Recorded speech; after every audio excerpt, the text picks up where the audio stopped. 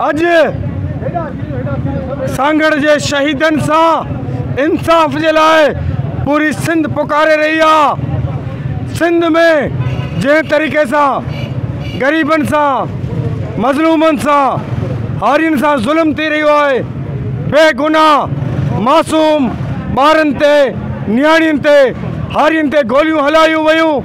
सांगड़ में बचल गोठ में खास केलिन गरीबन ते जिनजा टे बेगुनाह मानू शहीद थी विया, 26 मानू हींअर भी जख्मी आइन। उन्हनि जो कातिल ज़ाहिद इमरानी SSP सांगड़ जे आशीर्वाद ते MNA MP जे पनाहगान में आए।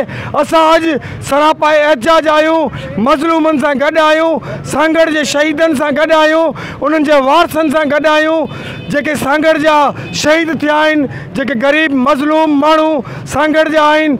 उन्हनि जे कातिलनि खे गिरफ़्तार करण जे लाइ करे अॼु सिंध जे सभिनी प्रेस क्लबनि ते एहतजाज थी रहियो आहे। अॼु जा सान्यावंद माण्हू, सिविल सोसाइटियूं, सियासी समाजी वर्कर, सब जो सब चीफ जस्टिस साहब सिंध हाई कोर्ट का IG सिंध का मुतालबो था कयूं त ज़ालिम कातिल ज़ाहिद इमरानी जे सांगड़ में गरीब मज़लूमन जो कत्ल कयो है, जेके मिसकिन हारियाणियन के जख्मी कयो है, उन्हनि खे गिरफ़्तार कयो, उन्हनि जे साथियन के गिरफ़्तार कयो, उन्हनि खे पनाह ॾियण वारनि खे गिरफ़्तार कयो।